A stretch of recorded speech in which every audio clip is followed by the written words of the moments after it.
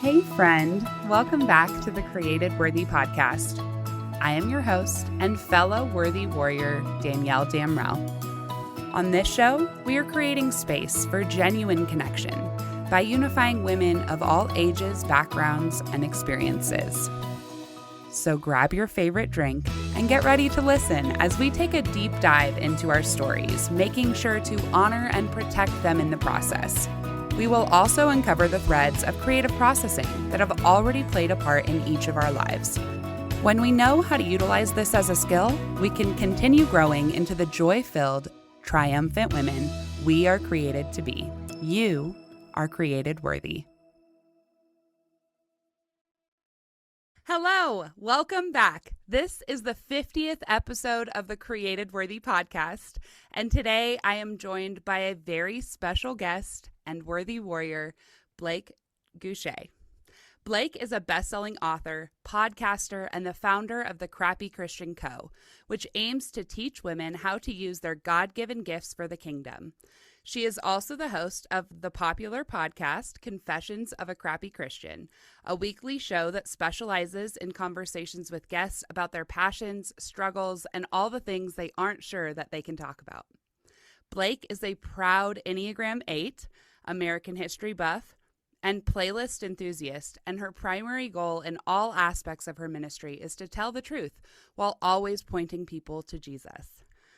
I have personally been listening to Confessions of a Crappy Christian podcast pretty much since it started. In 2018, I was still a new entrepreneur, a new wife, and definitely felt like I fit into the crappy Christian category. When I stumbled across Blake's podcast, it was like a light bulb kept coming up in my mind and head every single week with every new episode that she released. I've been listening for the last 4 years, and she was a huge inspiration behind my desire to start this podcast. Earlier this year, I had the absolute honor of having Blake as my business coach, and from the moment we met on Zoom, we connected. To be honest, it was actually really weird how much we had in common. And then she released her book, and things got even more weird because I realized how many more things we had in common. In the 12 weeks that we worked together, she really helped me to work through some of the mental blocks that I've been held back by for far too long. Let's just say things were looking pretty bleak earlier this year, and by the end of the Insiders program, I was fully remotivated to keep pursuing the crazy dreams I believe God has planted in my heart and mind to serve others and point people back to true freedom. All that to say, having Blake on this podcast is truly a testimony of grace and God's provision. Blake, thank you so much for joining us here today on the Created Worthy podcast. I can't wait to hear more about your real life and story. Oh my gosh. Were you trying to make me cry right before I have to talk on a podcast? That was so kind. That's always the goal. I'm just joking. Mission accomplished. But it's just so cool.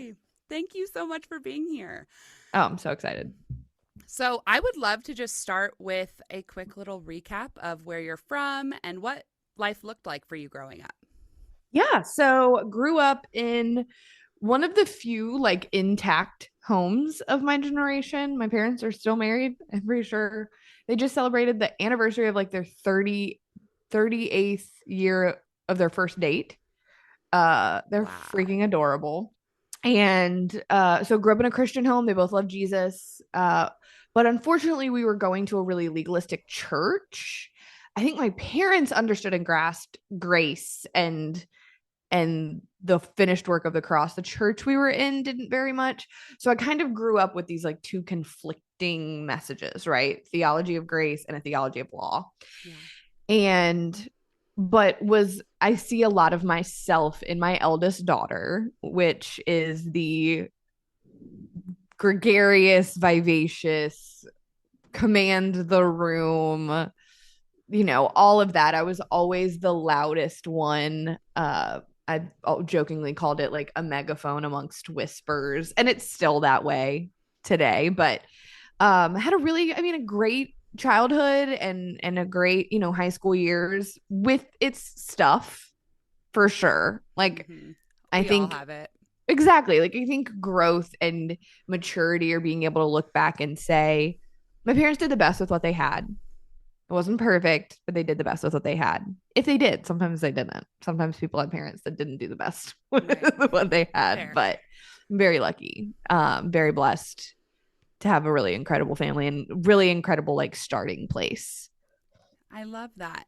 I listened to a podcast of yours recently where you talked a little bit about being bullied when you were younger. Mm-hmm. Yeah. Specifically, I think in third grade. No, it Mm-hmm. was in your book that you were talking about it.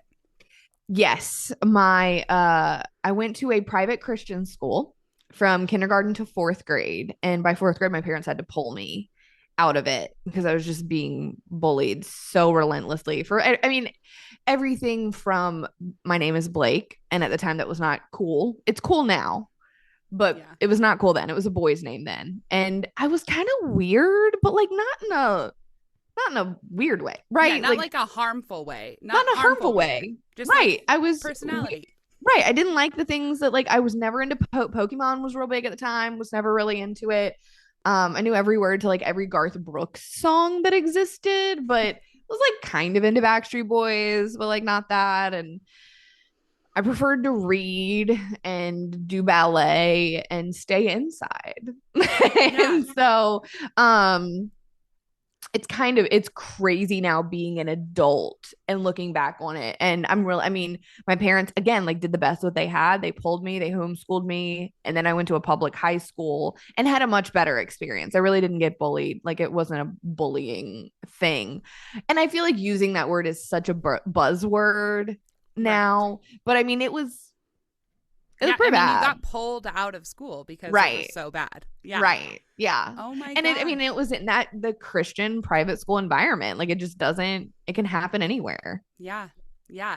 Just because you have your child in a private school doesn't mean that they are exempt from human beings being human beings. And kids can Exactly. be some of the worst Yep. little, Turds. turds. Yep. There we go. Yep. 100%.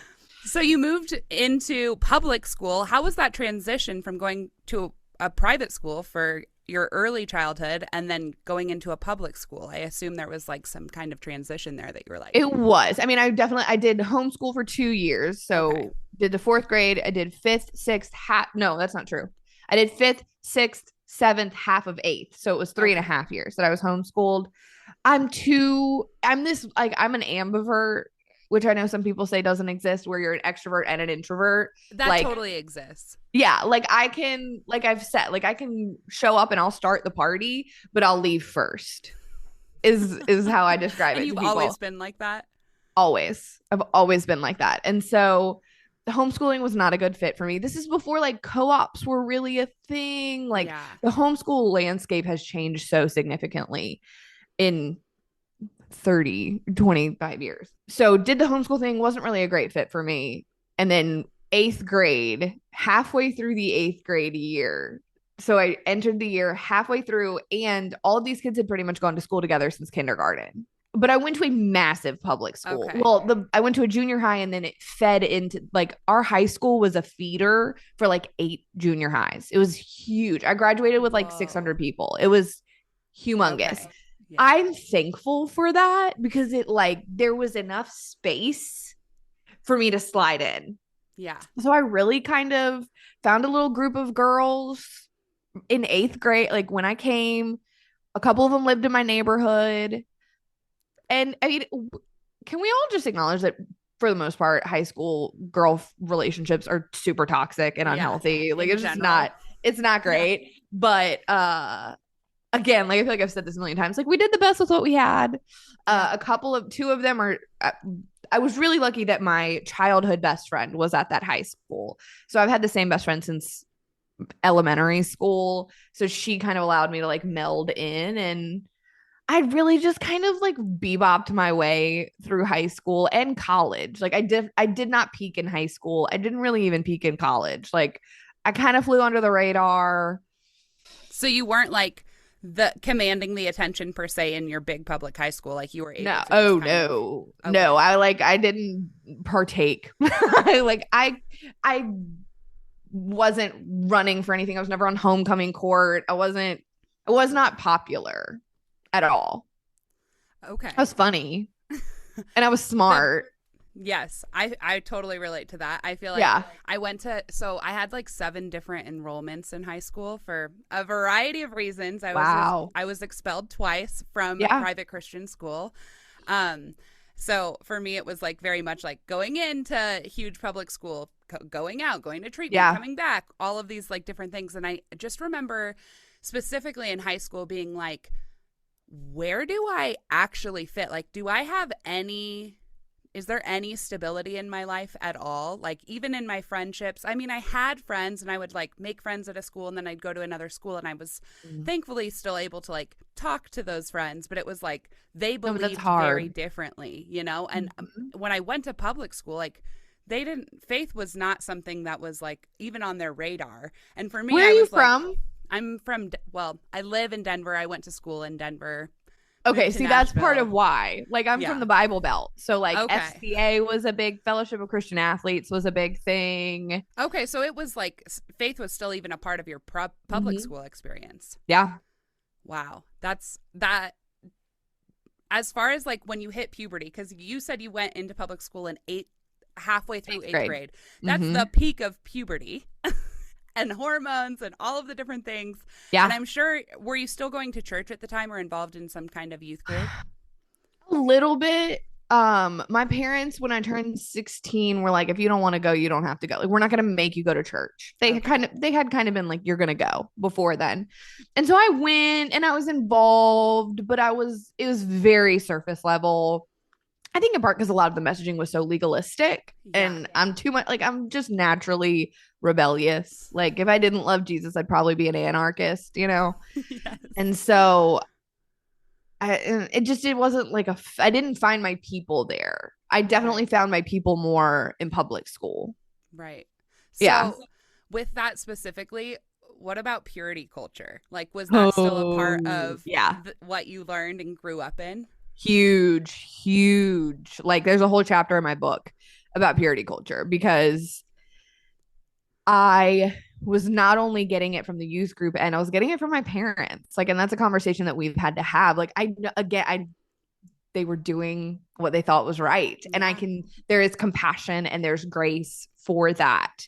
But it was definitely the whole, your purity kind of dictates your worth and your worthiness. And we did the whole true love waits nights where you sign the pledge and, where, they give you the really horrific analogies of if you don't have sex before you get married, you're like a new car.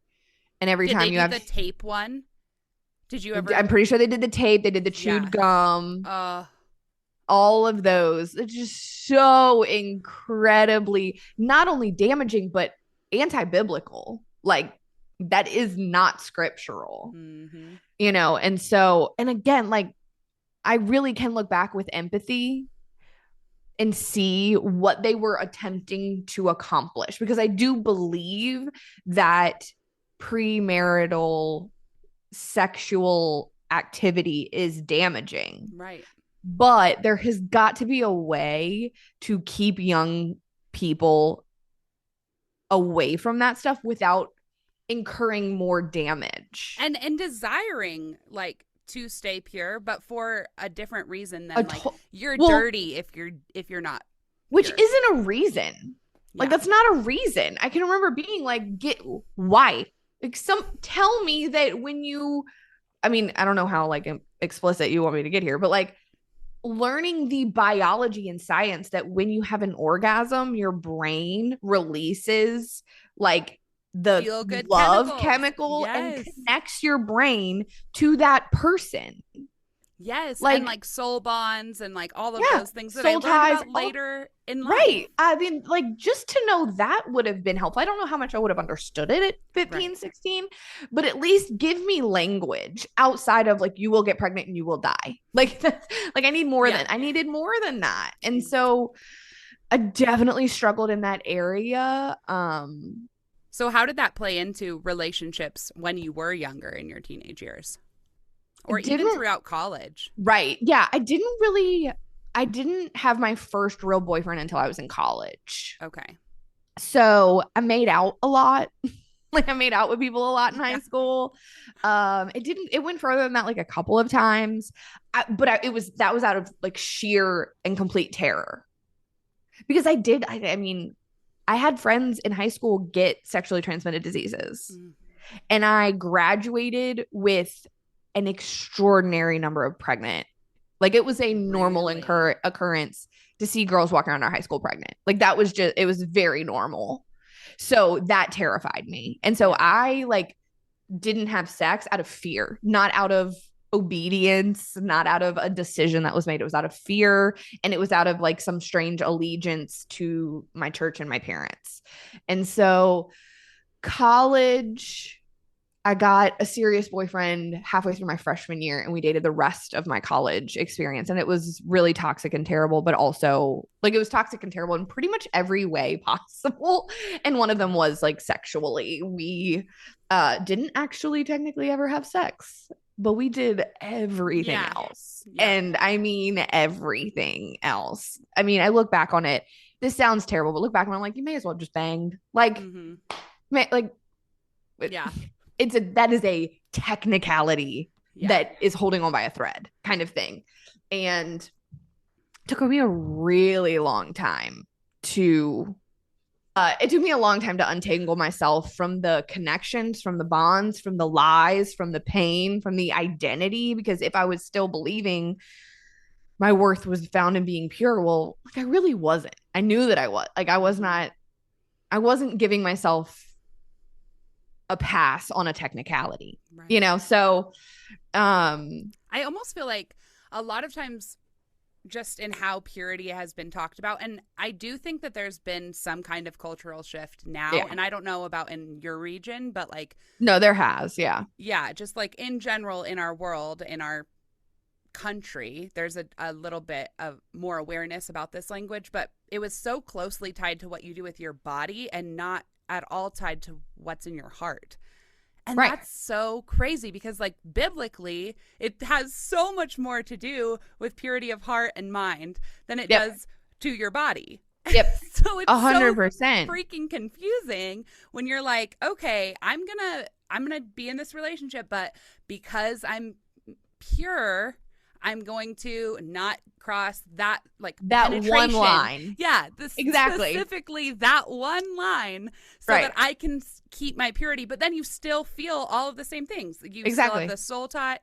You still have like that that connection with that person where you're like, but we loved each other because we made each other feel however you made each other feel in your bodies. And that's because it's more of a heart thing than it is at all with your body. I think I would venture to say it's almost exclusively a heart thing. Yeah. Because that boyfriend and he cheated on me and we broke up, and Jeremy, who's my husband, and we've been together for 11 years now, and I were friends. Snaps for you. Yeah. So we were friends at the time. And as soon as that guy and I broke up, he swooped in and did the whole, like, I'm here for you. If you need to talk about it, if you don't want to talk about it. We didn't do anything more than make out for the year and a half we dated.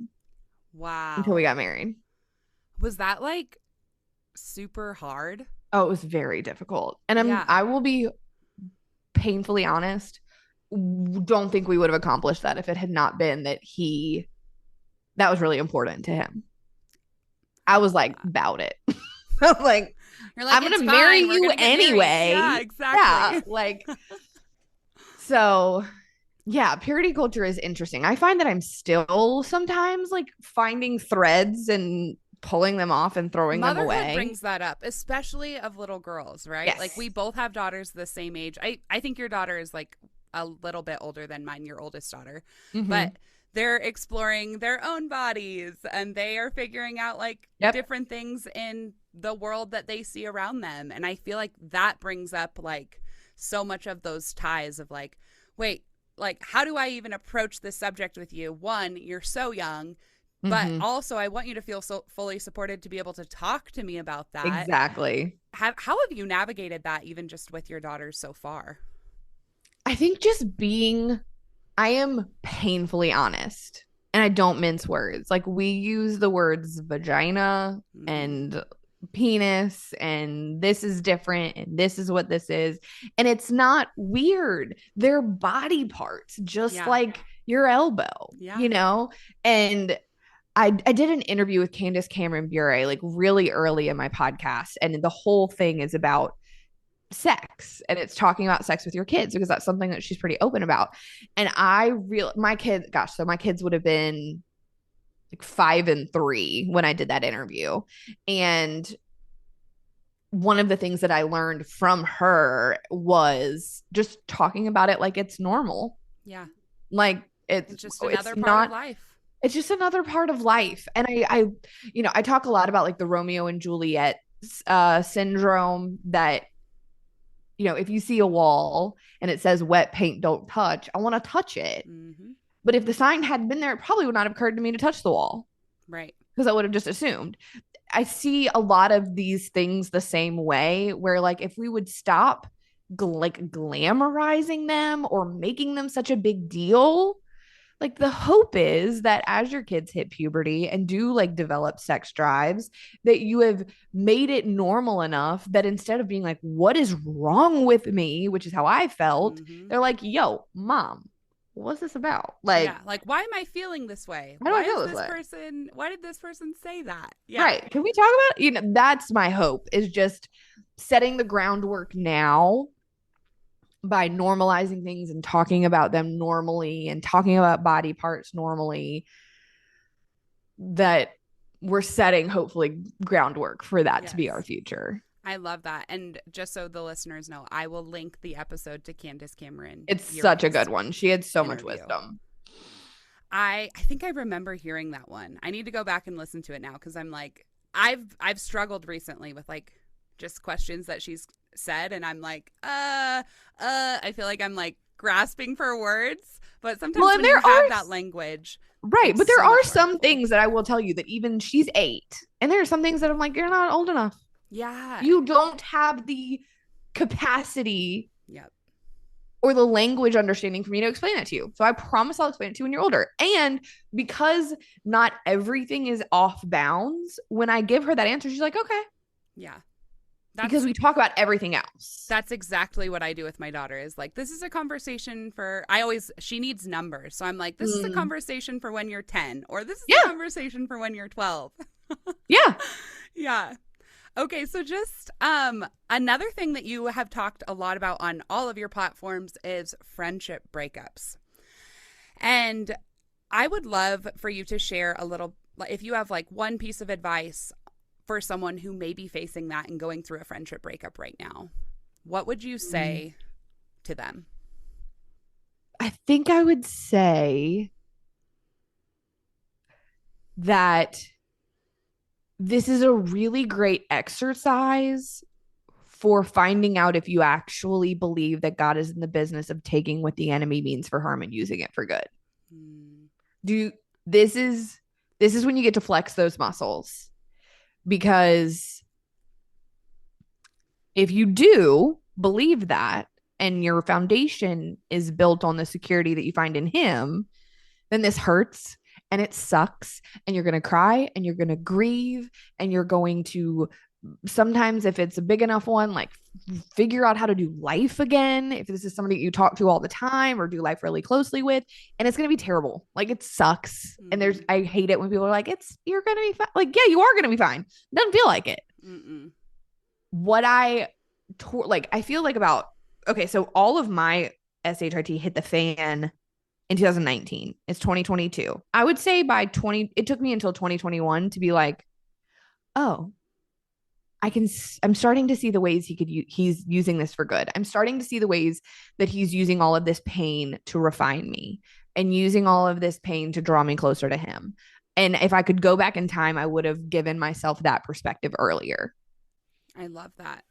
So obviously your faith is such a huge part of what has carried you through all of these hard things that you've faced all throughout life.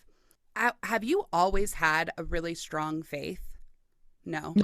Because I know a lot of people in my life personally are in this place where like they believe in God, but early 20s was like a season of self-exploration, and Yep. so they got tied into some of the woo-woo stuff, and Mhm. now they're like, wait, I feel so unfulfilled and I Mhm. don't even know how to approach God anymore, so I'm just gonna like keep moving forward in my life how I know how now. Mhm. But they are so sad, and there's just depression, and there's like a lack of hope, even just like in looking at some of my close friends and being like, I know that what you're looking for, you're never going to find in this world. So Right. how did you navigate that season and come back to the Lord? So I want to share something that you said about the woo woo stuff just really quick. I have had a perspective shift on that recently, that all of that new age stuff is a cheap knockoff of a relationship with Christ. Mm, And so the way that I've started praying for people in my life that are immersed in that stuff is that it would be a gateway. That new ageism would be a gateway, because it is going to leave you unfulfilled, and it isn't going to give you what you think it's going to give you. But on the flip side of that, there are a lot of Christians that do not know how to connect with God as intimately as he is available to us, because they won't explore things like meditation, right.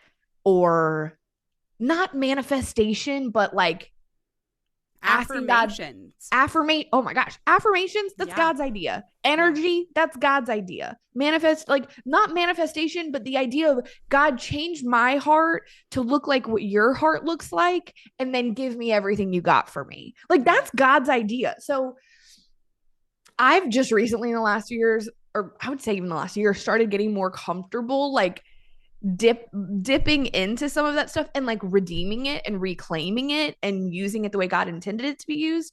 And I feel like I experience God more intimately now. So that's just an aside about the woo Yeah. stuff. Is like, if you have friends that are there, that's how I would start praying. And if you feel led, like boldly make those connections for them. If they start Yes. talking about meditation, remind them that meditation was like, that's God's idea. Yeah, I Mhm. meditate all the time. I meditate on scripture all the time. I want to share something just real fast on this Yeah. subject. So, I also am one of those people who, so my dad is actually legitimately new age. Okay. Yeah. My family has no like real Christian Yeah. ties, but God showed up in my life in a really powerful way. But in the last few years I've been like, okay, I need to figure out, like, because I work with so many people who practice a lot of meditation, breath work, all of these different Yeah. things. I'm like, I don't know that God is not present in this. So I've been on my own spiritual journey just within that.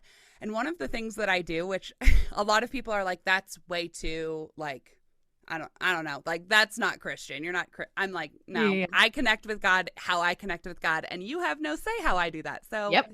let's move on. But what I do is I use like sage, like smudge Yeah. sticks, and I literally will walk around the house. I use this booklet called God's Creative Power, and in the back of it is like this section that's called God's Prescriptions.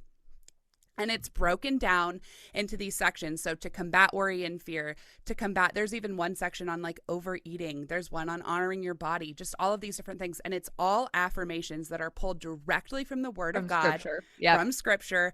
And I walk around the house with my sponge stick. I view the smoke as the Holy Spirit filling every corner of the room. And I turn on worship music and I just scream those affirmations over our house when I feel Yeah. like there is, because spirit, like, the Spirit of God is real.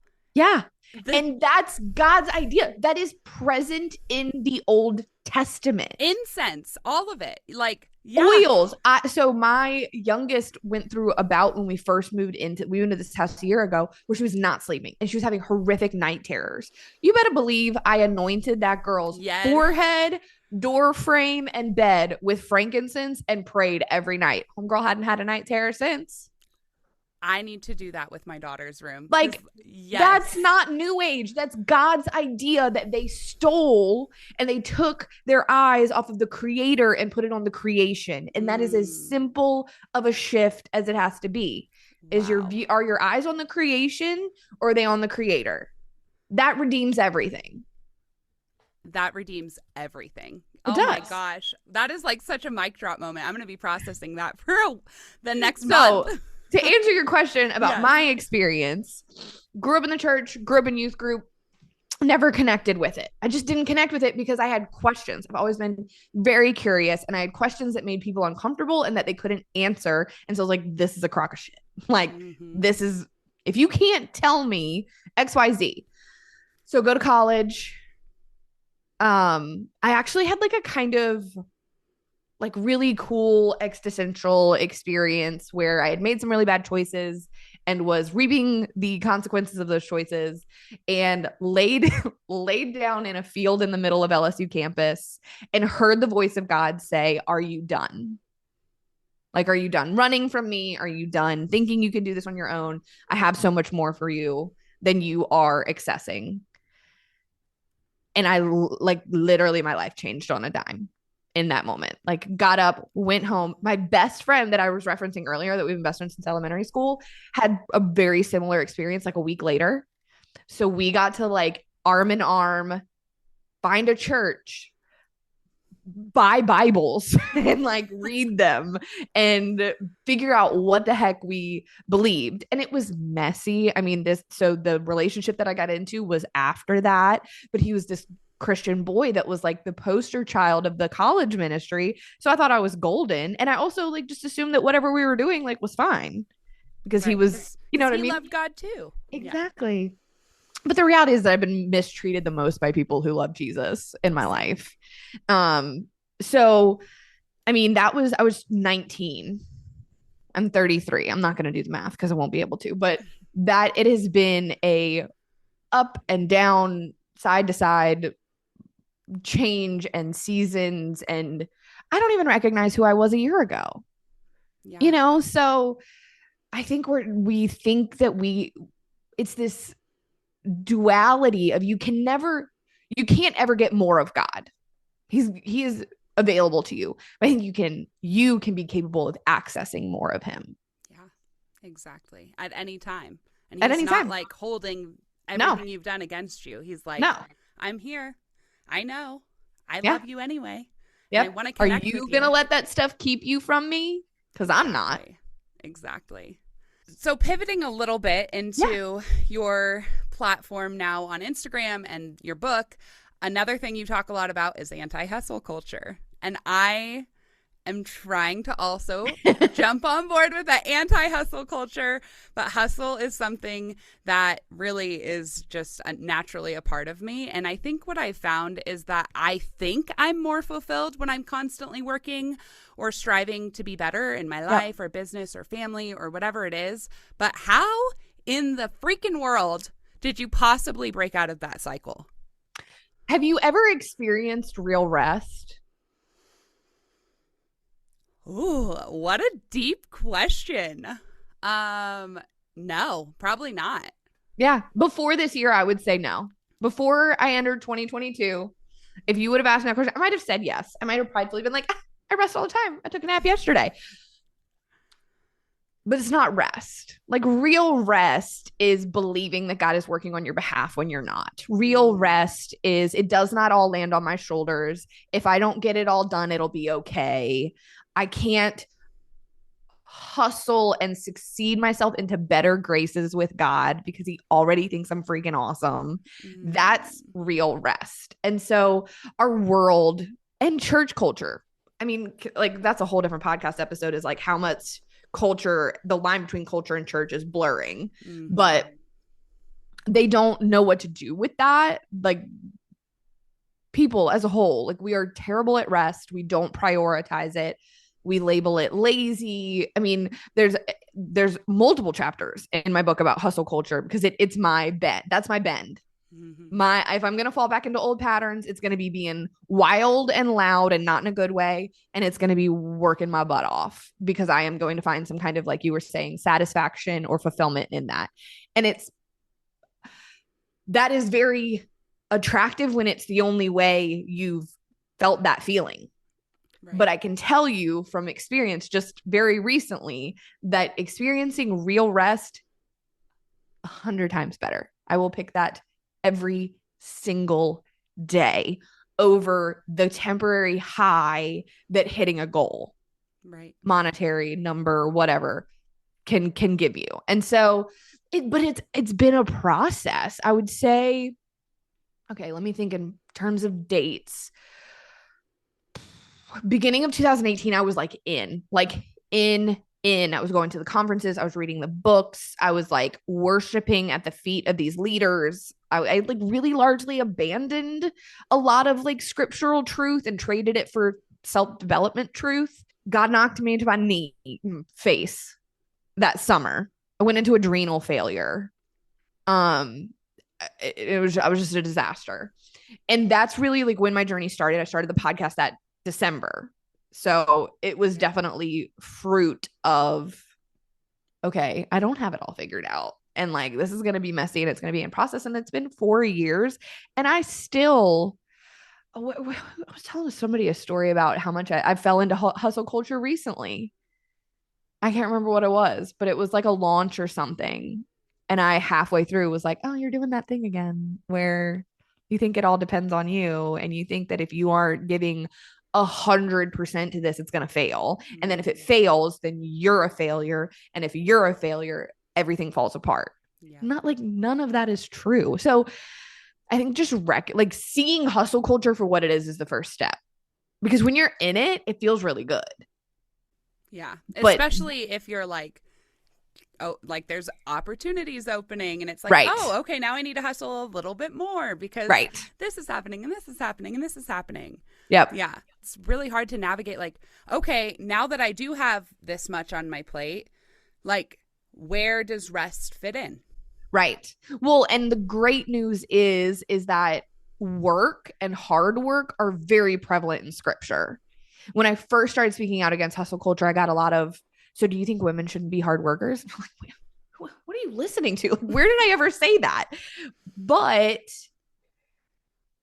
it's again, like, where is your heart? Where is your heart? What are your motivations? Are you working this hard so that you can earn a seat at the table? Or do you already know you have a seat at the table and you're just showing up in the fullness of your gifts? Ooh. Yes. I think that really closely ties into, you shared your favorite verse with me, and that was first, oh gosh, I didn't write down the reference. Second Corinthians 5:17. 2 Corinthians 5:17. There we go. It is, my grace is sufficient for you, for my power is made perfect in weakness. Therefore, I boast all the more gladly about my weaknesses, so that Christ's power may rest in me. Yeah. Can you take me back to when this verse really became a favorite of yours? Was it kind of in that realization of God? Yeah, it was. That verse is where Confessions of a Crappy Christian came from. Like where that title came from was the idea of, I don't have it all figured out. I don't sometimes actually know what I'm doing. And I'm really, really bad at some of this stuff. And instead of hiding all of that, I'm going to pull it into the light to give you solidarity, to give you space to say me too. And most importantly, to glorify, show just how powerful he is. Like the least of these. I should not have the platform that I have. I should not have the reach that I have. Because like I have crippling anxiety and I'm the ADHD poster child and I have incredible number of insecurities and fears and lies that I battle every day. But God, like scripture, the Bible is story after story of God using people that are horrible examples and using them for his glory. And so, you know, Confessions of a Crappy Christian was like a here I am, send me. That came from, I have that tattooed on my body. Oh, I love that. Yeah. And I made like this sticker that says send me. Yeah. Because that's one of my life verses. So. Yeah, it's one of mine too.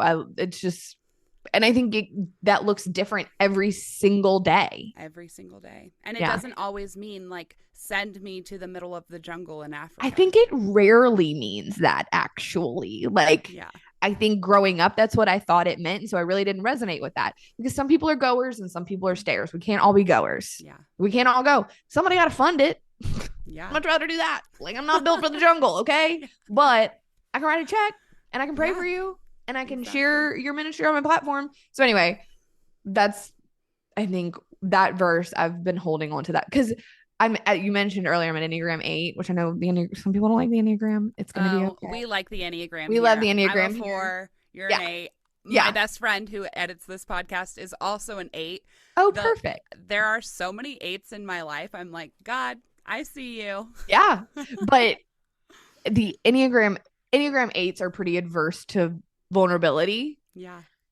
And every single time I have to show up and be vulnerable, there's a lot of this behind the scenes.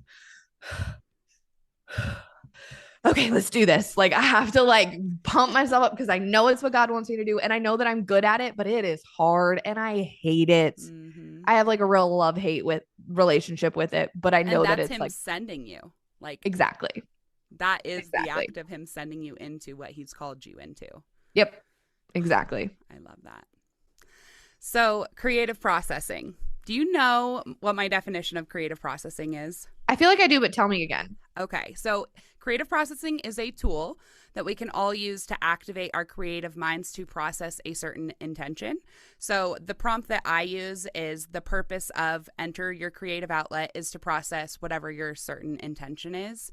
And you said that lifting weights when you're stressed was your creative processing method. First of all, I have to say that is so freaking funny because right now I am so sore. Like I'm at it hurts. Yeah. So bad to move. Yeah. I can't sit down, but I was super overwhelmed yesterday and I went into my trainer and I was like, give me a hard workout. I need a hard workout. And do I regret that now? Like maybe a little bit, but I have to say mentally, I was like on a high yesterday all day long. So I totally relate to that. But back to creative processing. I love that that's what you put in your pre-interview. But I have to say, I think that from an outsider's perspective, correct me if I'm wrong, writing is probably your primary creative processing method. 100%. But I think I sometimes have to do that for like, I have to do one and then the other. So for my birthday was this last weekend and my husband gave me 3 hours on the beach by myself. Oh, what a gift. I mean, he got me other stuff too, but like he didn't have to. I was like, this is all you could have given me. And it would have been the best birthday ever. And so I sat down on the beach and I wanted to just like brain dump, like reflecting back on 33 and looking forward on 34. And I had to get up and go for a pretty brisk walk and then I could come back and write. So I think it's almost like I have 2. It's so closely. Well, and you can have 500, but primarily like that's how I've seen it show up even just in your 100%. Stories and your books. And honestly, that's my favorite part about creative processing is that everyone already does it. I think it's part of the way that God has designed us. The thing is that most people don't yet realize the power of setting a clear intention to accompany how you're already choosing to create every single day. So when you set that intention, you are using creative processing as a tangible tool or coping skill to bring that clarity, hope, renewed excitement, or whatever positive emotion that you're seeking. And it's so easy to bring the Lord into every step of it by starting and ending that time with prayer or meditation or however you feel you connect with the Lord personally. 100%. So, with that being said, just for the sake of clarity, a prompt that you could use to engage in like creative processing as an actual practice would be like the purpose of writing is to process marriage, or what you were saying, like you're 33. Yeah. Or motherhood or a specific friendship or a passage in the Bible, whatever it is. Oh, 100% it's writing for sure. Yeah. And then, but with weightlifting, you could say something like the purpose of lifting super heavy today is to process whatever that specific thing is that's stressing you out.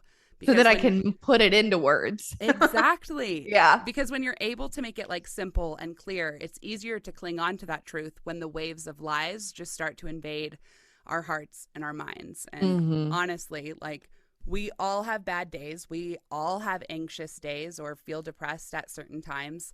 And for me, it's been a huge game changer.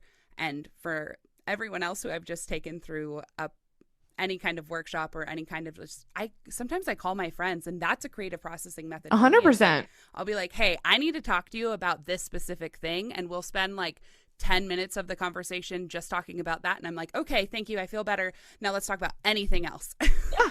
Yeah. Yeah. But it's just that it's really just that act of slowing down to connect with yourself 100%. intentionally. And that's what I'm really trying. I just started talking more publicly. I mean, I've talked about creative processing, but for me, it's really been like a process of discovery of like taking the 12 plus years of therapy that I've gone through and the personal experiences and combining it into a tangible coping skill that combines all the other coping skills that I've learned so that I can just do it. I'm like, oh, I feel this way. Well, I actually know how, like, I actually have a tangible tool or practice that I can use so that I don't have to feel that way. I needed that immediate, like, grounding. Yeah. And it's been a game changer for me. Yeah. I love that. Yeah. Oh, yes. 100%. Yes. And like when you are practicing, and it doesn't have to just be creative processing, it could be any coping skill. Just for me, because I'm like a creative through and through, I really liked pairing it. The difference between like the creative process is that it's tied to some type of external result, where creative processing is tied to an internal result. And that's where like the game changer is. I think that especially for people who aren't able to maybe jump into therapy, like they have financial reasons, or they're not verbal processors. That's another. I'm such a verbal processor. Me too. I can't relate Hence to that. why we have podcasts. Exactly. But for people that aren't, like, this is a way for them to stop, slow down, and still get the benefit of that. I started offering creative processing workshops, and every time I have a workshop or talk about it on my stories, I'm like, first of all, I am not a therapist. Okay? Yeah. I'm just here to guide you. And if anything deep trauma starts to come up, I will help you find resources in your area to get you into therapy, because that is what you need. But sometimes I have friends who haven't gone to the doctors in years, or haven't even thought about like, how could I even start getting into therapy, because they haven't slowed down enough to just connect with your subconscious so that you can rebuild the confidence or those neural pathways to move forward and take that next right step. Yep. So amen. That's my soapbox about creative I love processing. It's a necessary one. Yes. Well, before we end today, I would love for you to just share a little bit about what's coming up next for you in your life and your business. Yeah. So I guess if this is coming out beginning of February, I haven't made this announcement publicly yet, but we are about to start doing 2 podcast episodes a week. The regular episodes are going to stay on Wednesdays, and they'll be interview style, traditional confessions of a crappy Christian. And then we're introducing a new segment called the Speakeasy, which is like free speech and freedom are in prohibition. And this is a speakeasy. This is a place to like come and ask the hard questions and talk about the hard things. And so those are going to come out on Mondays. I actually just recorded the introductory one that kind of just gives you the flyover of what is this? What's my heart behind it? What are we going to talk about? Next week, we're going to talk about, or not next week, I'm sorry. I'm about to record the second one, which we're going to talk about Christians and cannabis use and like, what does that look like? How does that like line up against scripture? We're going to talk about gay marriage. We're going to talk about MLMs. We're going to talk about being a Christian influencer. We're just going to like rip the Band-Aid off. Let's talk about the stuff that everybody wants to talk about. It's just going to be me like dialoguing. And so I'm hopefully moving into a new season of really getting to focus on creating content that I love to create, that, you know, maybe shakes things up a little bit, disrupts, encourages people to start having those conversations around their own kitchen tables. And outside of that, I'm very open-handed. I have no idea. I just know I'm creating content and showing up and kind of just letting the other stuff fall in line. I am so freaking excited that you're doing I'm really excited. Yeah. Because that, I mean, what a perfect podcast and platform that you've built to do that as well. And you already know, you've grown your Instagram so much, you're going to get pushback, but you know, you have the skills and ability to like, I'm going to stick to what God has for me. So. Exactly. Well, and I think that's why that's the season I'm walking into, because I have really good boundaries now and I've healed from a lot, that I'm less defensive and I'm much more open-minded. So now it's like, I mean, you can disagree. The whole first episode is essentially me being like, hey, guess what? You can disagree with me and still be kind. Yep. You can disagree with me and still like, I can believe what you believe and you can believe what you believe and we can still be kind together. I do it every single day. Do you think Yep. that I agree with my husband on everything? No, Nope.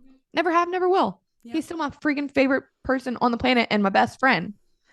We have Amen. lost that. And the hope is to kind of usher some of that back into the online space because I do think it's happening in real life. Yeah. I don't think it's translating online very well. Nope. I would agree. And I love that you're using your platform to build that and create I'm excited. that space. So how can listeners best find and connect with you and keep up with all of the things that you are doing? Yeah, my website is thegirlnamedblake.com and I'm the girl named Blake on Instagram. That's pretty much the only social media that I'm active on. I have all of these aspirations of being better on other platforms that I'm just not. So it is what it is. There's a time and a season for everything, right? Exactly. Maybe one day I'll show up on TikTok, but for now, Instagram is about all I can muster. So I'm a firm believer in like just show up where you are most comfortable and called. Yeah. And show up well and serve those people to your best ability. Yep. Yes. Well, Blake, I am so grateful to have spent some time with you here today and for your courage and vulnerability to share your heart and your story. Please keep showing up and guiding others towards utilizing their God-given gifts for the kingdom. You, my friend, are created worthy.